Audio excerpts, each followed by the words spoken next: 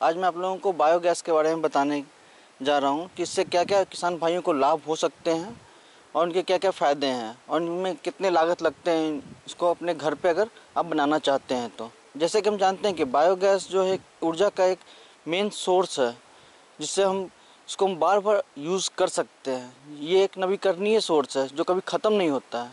जबकि किसान भाई आप लोग जानते हैं कि बायोगैस का यूज़ हम लोग ऊर्जा के साथ साथ किसी कार्य के लिए भी कर सकते हैं। जैसे कि इस बायोगैस का यूज़ जो हम लोग करते हैं इसमें जो भी यूज़ होते हैं, जो भी हमारे इसको बनाने में जो महत्वपूर्ण हैं वो हमारे घरेलू होते हैं और जो हमारे गांव में आसानी से प्राप्त हो जाते हैं। जैसे कि जो हमारे जैविक हो गए, जैविक खाद्य हो गए, जैविक अपशिष्ट हो गए, पशु के अपशिष्ट हो गए, उन सब का यूज़ प्रयोग करके हम ये बायोगैस उत्पादन करते हैं। प्रदेश के जो किसान भाई बायोगैस संयंत्र लगवाना चाहते हैं, उन्हें ये जानकारी होना बेहद जरूरी है कि उनके परिवार में सदस्यों की संख्या कितनी है और उनके पास पशु कितने हैं। उसी के अनुसार बायोगैस संयंत्र के आकार प्रकार का चयन करें।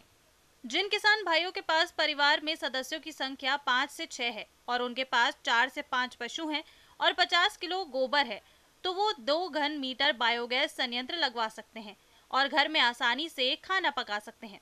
ग्रामीण क्षेत्रों में बायोगैस लगाना चाहते हैं तो उसकी जो आइटम लागत होती है वो अगर छोटे फैमिली है, 2 से 4 लोग हैं, तो कम से कम 70 से 80 हज़ार रुपये की लागत लगती है। जो ये लागत हमारी वो 10 से 12 महीने में वसूल हो जाती है और इसमें कोई एक्स्ट्रा खर्च नहीं होता है, क्योंकि इसमें जो भी यूज़ होते हैं वो हमारे गांव में आसानी से मिल जाते हैं। जैसे कि जैसे हमारे किसान भाई के पास अगर 2 जानवर हैं तो वो एक दिन में कम से कम वो 10 केजी गोबर देती है, जिसका यूज़ हम वो अपने बायोगैस में ऊर्जा उत्पादन के लिए या खाना रसोई में खाना बनाने के लिए यूज़ कर सकते हैं।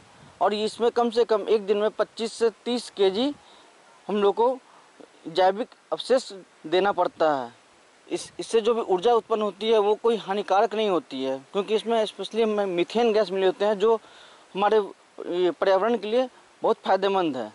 और इसके साथ साथ हमारे carbon dioxide, ammonium, nitrogen, hydrogen ये सब भी पाए जाते हैं। बायोगैस ने लोगों की जिंदगी को बेहतर बना दिया है। देश के अनेक गांवों में अब महिलाएं बायोगैस पर खाना पका रही हैं।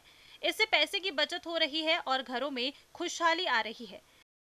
आज के समय में कई तरह के बायोगैस संयंत्र मॉडल विकसित हो गए हैं, जिसे किसान अपनी आवश्यकता के अनुसार लगा सकते हैं। बायोगैस के 2 मुख्य मॉडल हैं, फिक्स्ड ड्रम मॉडल और floating drum type model. Fixed drum type biogas Deenbandhu biogas संयंत्र, जनता बायोगैस संयंत्र। Floating drum type biogas KVIC biogas संयंत्र, प्रगति बायोगैस संयंत्र। अगर बात की जाए इसके इंस्टॉलेशन में कि कौन सी जगह इसके लिए सबसे परफेक्ट है, तो सर जहाँ पे हम लोग बायोगैस का इंस्टॉलेशन करते हैं वहाँ पे आसपास पानी जमा नहीं होना चाहिए, प्लस उस बायोगैस के आसपास हमारा पानी का सोर्स अच्छा होना चाहिए ताकि हम लोग इजली पानी को यूज़ कर सकें। जो जहाँ पे हम लोग जानवर रखते हैं उसके पास में होनी चाहिए ताकि हमारे जो उनके जो मलमूत्र जो उनको ले जाने में समय बर्बाद ना हो। जहाँ पे बायोगैस का इंस्टॉलेशन होता है वो ज़मीन समतल और ऊंची होनी चाहिए। हमारे जो बायोगैस का इंस्टॉलेशन जो होता है वो पेड़ पौधों के पास में नहीं होना चाहिए, ताकि क्योंकि उस पेड़ पौधों के जड़ उसको अफेक्ट कर देते हैं।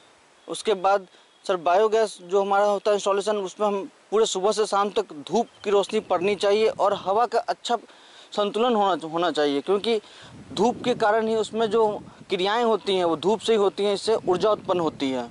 अगर हमारे घर के पास अगर पास में तालाब या कुएं हैं तो उसके पास में हम लोग उसको नहीं कर सकते हैं, क्योंकि जो पानी का सोर्स है उससे हमारे ज़मीन वहाँ के आसपास के वो दलदल हो जाते हैं, जिससे क्या होता है जो हमारा बायोगैस होता है वो नीचे धंसने का डर रहता है। बायोगैस के फायदे हैं अनेक। खाना पकाने में आसानी, चूल्हे के धुएं से निजात मिलती है। बायोगैस से लकड़ी की बचत होती है, पेड़ पौधे कटने से बच जाते हैं। बायोगैस पर्यावरण के अनुकूल है, ग्रामीण क्षेत्रों के लिए उपयोगी है, ग्रामीणों को आर्थिक लाभ होता है।